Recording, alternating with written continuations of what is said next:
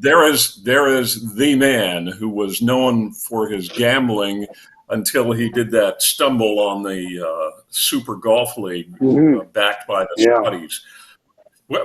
What's your take on that, guys? Well, you know what? First of all, I think Phil's an idiot. I mean, he lost his mind there, and I like what Rory He had a Will Smith Phil, moment. Right? Yes.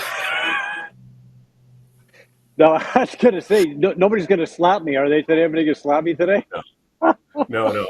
You're on the street. I've already been slapped by the server here at Starbucks, but Rory says, here's what Rory had to say about Phil. He was naive, selfish, ignorant, egotistical. I think that pretty much sums it up, doesn't it? Yeah. You know what else? There is volume spoken in silence. Nobody came to Phil's defense on this thing. There were no major players, who said, "Yeah, this is a good idea," and Phil's been misunderstood or anything along those lines, or I back anything that Phil had to say. At best, they were quiet. Some guys like John Rahm saying, he's my friend. I don't want to say anything bad about him. I don't think he lost his mind suddenly. The guy's been like this his entire career. There's a reason why Sports Illustrated years ago said he was the most hated man in the locker room. There's a reason why. Yeah, fig jam. That's it. Exactly. He's got an ego, the size of Arizona. And by the way, now he's talking about moving to Florida. But he has made his career with the golf club, and he has fallen down every time with his mouth. Yeah. You know what's funny, guys, is that I have always heard the criticism and being in the booth for a long time. I've had a chance to interview Phil Mickelson several times and see him in action. He is tremendous in terms of being that good guy persona with the public. He always, I can tell you, I've watched him sign autographs for hours and hours and hours. Do I think that some of it has been disingenuous? Yes, I do.